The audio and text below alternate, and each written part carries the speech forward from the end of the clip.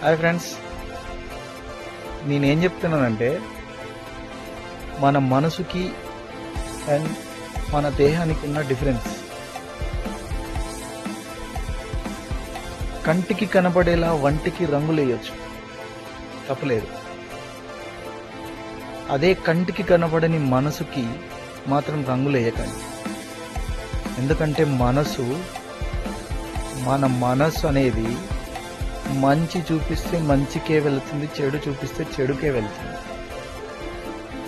అదే మన దేహం మాత్రం చెడుని లోపల దాచి మంచిని బయటికి చూపిస్తుంది.